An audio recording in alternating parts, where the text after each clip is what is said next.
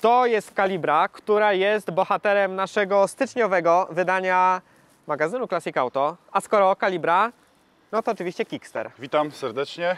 Kickster motoznawca, ale kiepski znawca, bo kalibr miałem w życiu kilkanaście, ale tylko kilka jeździ, w zasadzie jedna.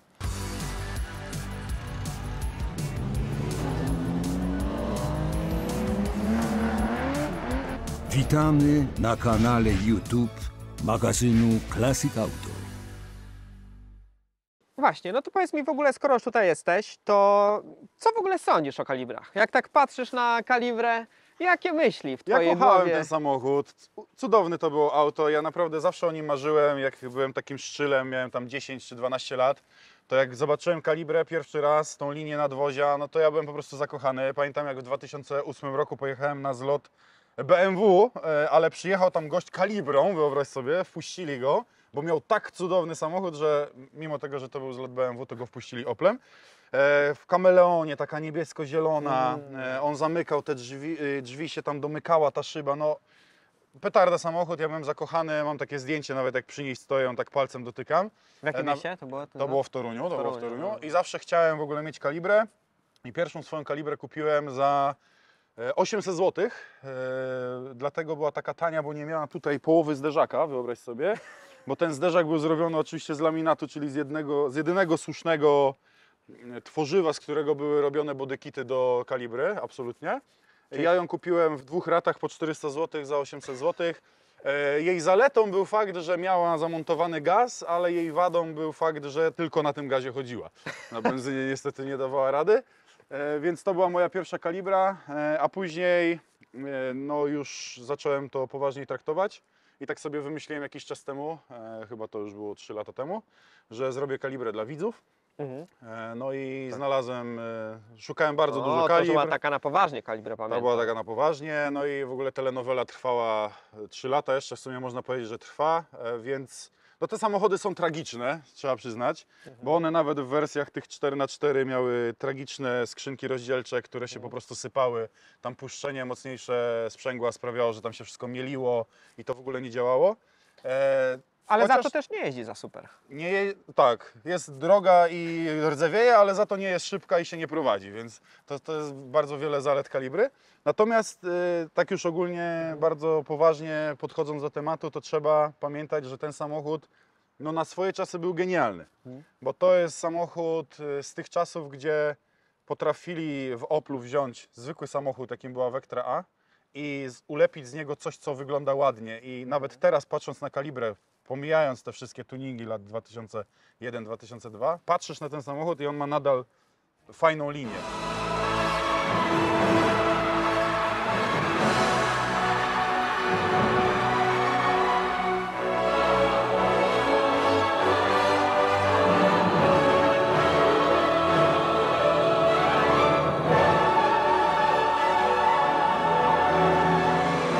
Auto z 90 lat. 89 nawet 97, była premiera, tak, 97 tam się kończyła produkcja, więc zobacz, minęło 20 ponad lat i ten samochód nadal wygląda świeżo.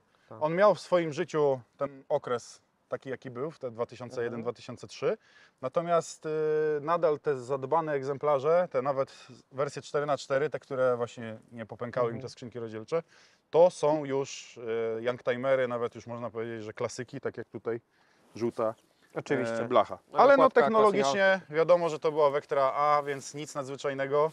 Samochód się nie prowadzi, to jest taki młotek trochę, bo cały napęd i no tutaj akurat jest napęd na tylną oś, ale cały napęd, skrzynia, cały ciężar był na przodzie. Te samochody miały bardzo lekki tył i tak naprawdę one się prowadziły trochę jak samochody z centralnie umieszczonym silnikiem, czyli do pewnego momentu było super, ale później już ten tyłek gdzieś tam odlatywał. A jak już poszło źle, to No i już nie później było co? zbierać. Najprostszy sposób na stuningowanie kalibry to było właśnie uderzenie w topole i później zmieniałeś jej po prostu wszystko na laminat. I te oferty, jak się wchodziło na taką stronę, która się zaczyna od A kończy na ale drogo, to tam po prostu w tych polecanych były, wiesz, zderzaki tej kalibry, takiej podobnej tutaj i to mogłeś sobie za 800 zł taki zderzak kupić i po prostu być panem. A w ogóle powiem Ci ciekawostkę. ten zderzak, ten dokładnie zderzak, wiesz Tak. ile kosztował? Pewnie dużo, bo to No. pewnie rigger. To jest Rigger, pakiet Katano i wyobraź sobie jeszcze w takiej wersji poszerzonej, to jest w ogóle mega ciężka rzecz do dostania. Ona musiała zostać zbudowana na zamówienie i to kosztowało 2000 euro. 2000 euro kosztował sam ten zderzak, co pokazuje, no bo mówisz właśnie, że ten okres, początki XXI wieku dla tych samochodów, które kończyły tak, był może nie do końca korzystny, ale z drugiej strony, jak teraz patrzę na ten samochód, on nie robi, muszę powiedzieć, wiesz, to na głos. To właśnie skrzywdziło te samochody, bo teraz jak patrząc na Riggera i mimo tego, że to jest oryginalny Rigger, to nadal masz takie flashbacki, przynajmniej ja, No, z tych, że to jest w ogóle ulepione, że to Tak. na pewno ktoś to Właśnie to lepił jest w z lat stodole w Toruniu. i to zaraz popęka. tak. Ale myślę, że jeszcze wystarczy poczekać z 5, z 10 lat i wtedy naprawdę te samochody już zyskają miano prawdziwego klasyka. No Kalibrze się najbardziej oberwało, bo była taka najbardziej dostępna, Tak. no bo to technologicznie był Opel Vectra, więc wszystkie te Civiki, Golfy i to wszystko, co było po drodze jeszcze robione, BMW E36, to już wszystko poumierało, to już jest wszystko na złomie, a te Kalibry jednak zostały trochę w tych No. stodołach zachowane, więc I te, które zostały, no to teraz naprawdę też mają wartość. Wyobraź sobie, że też patrzyłem z takim pakietem Kalibry, nawet nie w Polsce, bo w Polsce w ogóle są tylko 2 sztuki, ale w całej Europie one już chodzą naprawdę za hajs typu dziesiątki tysięcy 600 euro. euro. 600, taka była oferta dla właściciela, tak? 600. Ale to w złotówkach mówię, czy To to było w fer- złotówkach 600, 600 ale i już są- się zrobiło bardzo szybko z niej 66 600. A teraz to już tak jak policzyłem ten projekt ostatnio, to już wyszło prawie 166 600, więc polecam tak Kalibrę. Jak nie macie co z pieniędzmi robić, to Kalibrę przywrócić do stanu takiego, jak ono wyjeżdżała z fabryki. To jest niebotyczna rzecz, bo podłogi, progi, podłużnice, no wszystko w tych samochodach rdzewiało, ale też nie dlatego, że one były źle zrobione, te samochody, bo one były zrobione jak wszystko inne w tamtych czasach, Corsy, Astry i tak dalej, tylko że te samochody były po prostu tyrane. Tyrane po błocie, po krawężnikach, po kałużach, stało to na dworzu. Do tego później te wszystkie tuningi, gdzie się odkręcało, no to jakie było podejście młodych ludzi? No jak odkręciłeś, nie wiem, nadkole, tak, żeby zamontować nowy błotnik albo zderzak, no to już tego nadkola nie przykręcałeś z powrotem, bo już tam nie pasowało nic. Więc to wszystko, wiesz, te błoto, to wszystko tam Tak, szło tak, i, tak. i kupienie później takiego egzemplarza, wiesz, po 15 czy 20 latach życia takiego na dworze, no to sprawiało, że jak z tyłu wchodziłeś, akurat w mojej tej pierwszej Kalibrze było tak, że jak do tyłu koleżanka wchodziła, to wtedy się zorientowałem, że nie mam podłogi w samochodzie, dlatego że ona naciskając nogą na tą wykładzinę, która tam była, no to się zrobił taki dołek. I mówię, oj, Oj. chyba nie mam podłogi. I później się faktycznie okazało, że tam taki kwadrat jest po prostu wyżarty do gołej wykładziny. It is the most acclaimed sports coupe in Europe. It has a powerful 16-valve high-performance engine, independent rear suspension, anti-lock brakes, and a level of interior appointments unequaled by any car in its class. It is the most aerodynamic production car in the world. It is Calibra. The new Calibra from General Motors Holden, fully imported from Germany. Seba, słuchaj, to jak już jesteśmy przy Kalibrze, z którymi masz takie doświadczenie, to myślę, że jesteś dobrą osobą, żeby z pierwszej ręki doradziła osobom, które po tym wszystkim, co słyszały, jednak pomyślały, tak, to jest dobry pomysł, chcę Kalibrę. No To co powinny zrobić? Jeżeli ktoś tak stwierdzi, no to cóż, mogę wrzucić z racji tego, że jestem z Torunia na tacę, pomodlić się troszkę o jego zdrowie psychiczne, ale no jeżeli już tak serio ktoś naprawdę chciałby kupić Kalibrę, chciałby sobie ją odrestaurować albo mieć jakiś w miarę porządny egzemplarz, żeby ją wstawić do garażu, no to ja na pewno bym szukał poliftów, czyli jak najwyższe lata produkcji, czyli tam 96, 97, poliftowe egzemplarze. Najlepiej z V6, bo te samochody jechały, po prostu one miały moc. A też te V6 one są w miarę bezawaryjne, szczególnie siedząc w Kalibrze, bo w Omegach z nimi był różny problem, on tam olej trochę odpływał, jak jeszcze ktoś bokiem latał, no ale Kalibrą ciężko się bokiem lata z przednim napędem, więc ten silnik jak jest w taki sposób umiejscowiony, to on jest naprawdę w porządku. 170 tam chyba koni były te 2,5 litrówki. Spoko motor i szukać właśnie poliftowych egzemplarzy, bo wiadomo, że te przedlifty No one tam miały różne przeboje. Na pewno nie szedłbym w jakieś dwulitrówki, szczególnie te 16-zaworowe, bo to były tragiczne silniki, one piły olej i no nie za bardzo się gdzieś tam nadają na bycie klasykiem czy youngtimerem. 8-zaworówki klasyczne, 115-konne, C20NE, ale no one były tyrane, one jeździły po dyskotekach, one po prostu robiły różne rzeczy w życiu, więc sam motor jest nie do zniszczenia tak naprawdę, ale no nie wyobrażam sobie teraz kupić kalibry z 92 roku, z C20NE, po gazie, po tych wszystkich przebojach, bo to tak naprawdę trzeba i tak ten silnik rozebrać i złożyć na nowo, więc już lepiej mieć tą V6, bo mamy i fajny dźwięk, szczególnie jak jeszcze tam stożek jakiś wlatuje, to naprawdę... Remus na tył, tak jak tutaj. Remusik tam, Remusik wiadomo, zagra. ale bardziej te V6 one brzmią nie wydechem, tylko dolotem, bo szczególnie właśnie w Vectrach, w kalibrach było tak, że jak się zakładało stożek do przodu, to po prostu diametralnie, momentalnie zmieniało dźwięk silnika i charakterystykę, więc naprawdę można z tego zrobić fajny samochód, który fajnie brzmi, fajnie jeździ, fajnie wygląda. Ciężko znaleźć takie egzemplarze, bo auta, które były niedotknięte żadnym tuningiem, żadnymi laminatami, no to jest ciężko to znaleźć, a jeżeli już takie egzemplarze są, to te ceny się zaczynają gdzieś tam od 30 000 złotych. I to też nie jest powiedziane, że jak wydasz na kalibrę 36 000, to kupisz egzemplarz, z którym nic nie trzeba będzie robić, no bo te samochody siłą rzeczy mają ponad 20 lat, więc tam zawsze w tym silniku ten nagar, w tych głowicach, w tym wszystkim, te uszczelki, te gumy, no nie wszyscy to serwisowali tak jak należało, bo no to był tylko Opel. Mówiłeś o wersjach silnikowych, a jeszcze jest wersje napędowe różne, to znaczy 4x4. Były i tam chyba było tylko 12 000 sztuk. Właśnie to tego najrzadsza w 4x4. ogóle, jakby, więc potencjał kolekcjonerski W większy. ogóle najbardziej białym krukiem, takim, który jest w ogóle mega dużo wart i warto to gdzieś, nie wiem, zainwestować, może nie nawet, ale gdzieś jakby ktoś chciał kiedyś mieć taką kalibrę marzeń, no to były 2.0 turbo i one właśnie były w tej wersji 4x4. Silnik jest tragiczny, on tam też pije olej, no ma te wszystkie swoje bolączki, które miały lety, które miały inne dwulitrówki czy 2.2 później. Ale to jest taki biały kruk, to jest kalibra turbo w oryginale, masz to oryginalne turbo, oryginalne doloty, oryginalne spływy i tak dalej. Oryginalną skrzynkę rozdzielczą, ale no tego było mało, bo na przestrzeni iluś tam lat te 12 000 sztuk to nie było wcale dużo. Większość została porozbijana albo te skrzynki rozdzielcze były po prostu uszkodzone. No i te silniki też były ciężkie w serwisie, gdzieś tam nie każdy o to dbał, więc znalezienie teraz takiej białej, niezardzewiałej kalibry 4x4 turbo, no to jeżeli ktoś się zna na temacie, to jest naprawdę coś, co jest bardzo dużo warte. No i niekoniecznie, jeżeli się nawet to znajdzie, ktoś to będzie chciał sprzedać, bo to już jest coś, co naprawdę gdzieś za 10-20 lat to już jego wartość będzie naprawdę wysoka. Więc jeżeli ktoś szuka inwestycji, no to czegoś takiego. Jeżeli ktoś tylko kalibry do postawienia, no to 2,5 V6.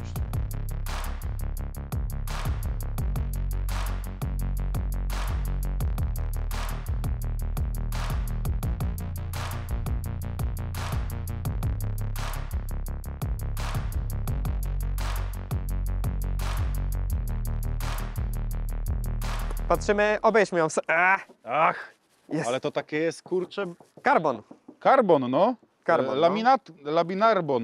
Laminadoborn. Tak, zderzak, Rigger, błotnik Rigger.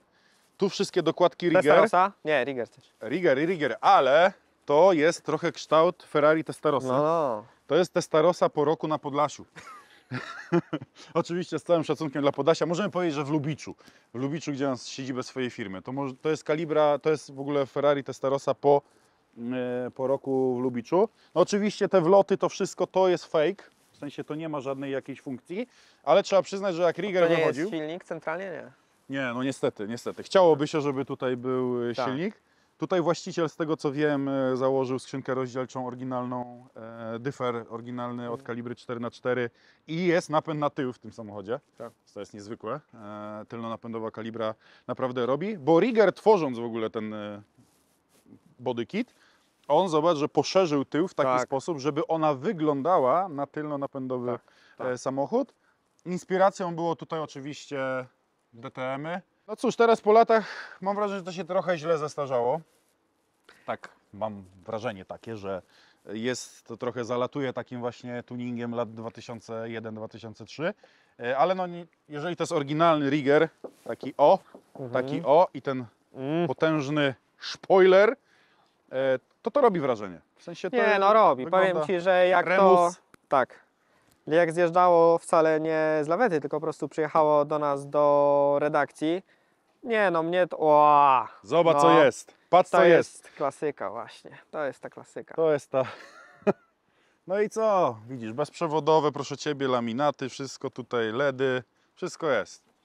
W tym przypadku akumulator przeniesiony na tył, ale w oryginale oczywiście akumulator był z przodu, bo cała masa była w kalibrze z przodu. Tu jeszcze rozpórka. Zaskakująco, bo jest do czego przyspawać, jest do czego przykręcić tę rozpórkę, to jest akurat niewątpliwa zaleta. No i co, w kalibrach ten potężny próg załadunkowy, który do niczego nie pasuje, no ale co, tak to sobie wymyślili. Pakiet bardzo fajny, to mi się podoba. Nie, no, naprawdę fajny. To już tak... Tylko mówiąc prawdziwy szczerze- rigger miał to, że on był taki czerwony, w sensie był reklamowany Tak. na broszurach czerwonym kolorem, Tak, tu to tak, taki tak, bardziej tak.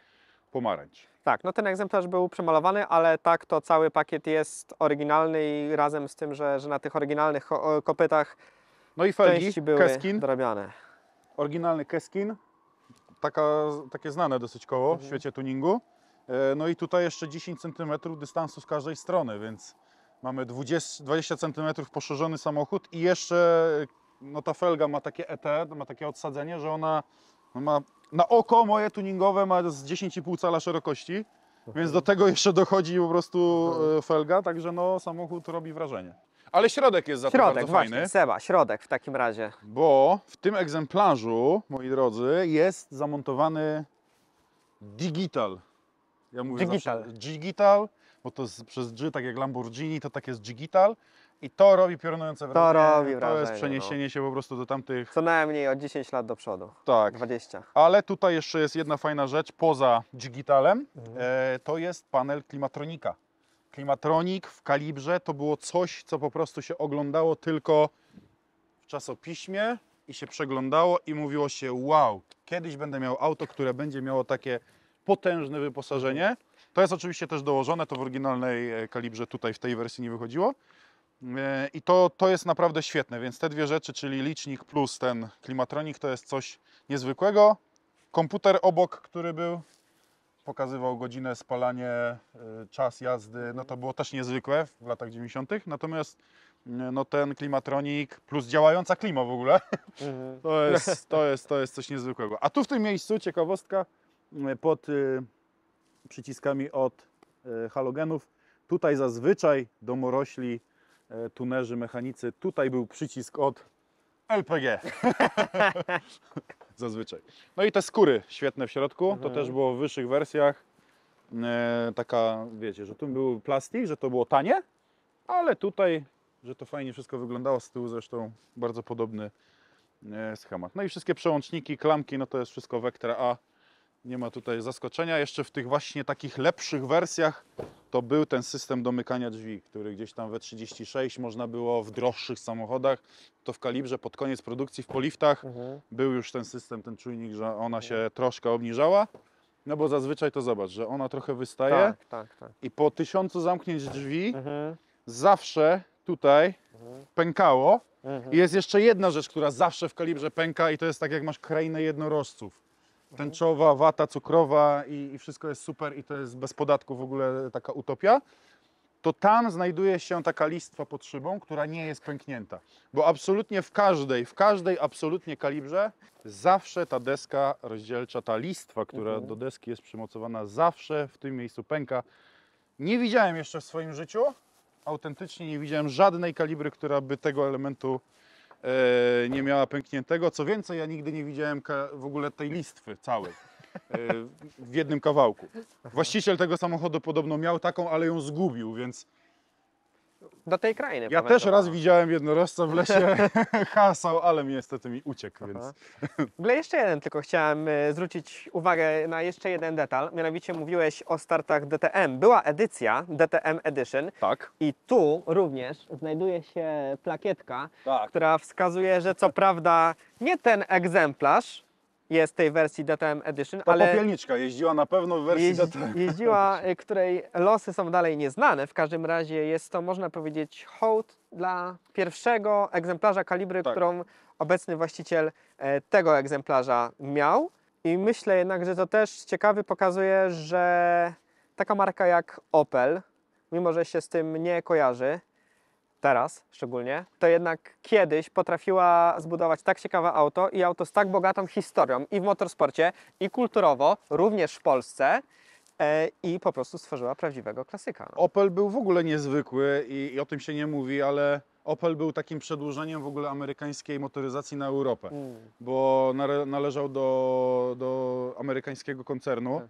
i tak jak były właśnie Senatory, tak jak były, nie wiem, Manta na przykład, no to czy jeszcze przed Vectrą Ascona i one wychodziły w ogóle w cabrio nawet te wersje, więc to były w ogóle niezwykłe samochody, które naprawdę miały duszę, fajnie wyglądały. I Opel GT, nie? Też Opel przecież. GT, no tak, z tymi otwieranymi No. lampami, to były w ogóle niezwykłe samochody i już w momencie, w tych latach tam 80., 90., początek lat 90., gdzie Opel no już raczej nie konkurował z Audi, nie konkurował z BMW, z Mercedesem, no to jednak mimo tego, zobacz, byli w stanie zrobić kalibrę, która technologicznie, bazowo, ona była tania, bo była Vectrą, Tak. miała płytę podłogową Vectry, ale jednocześnie było można zrobić z tego coś, co naprawdę fajnie wygląda. I za to się należy wielki szacun, bo teraz wiadomo, że wszyscy idą na łatwiznę, robimy SUV-y, jakieś małe hatchbacki i to się sprzedaje i można.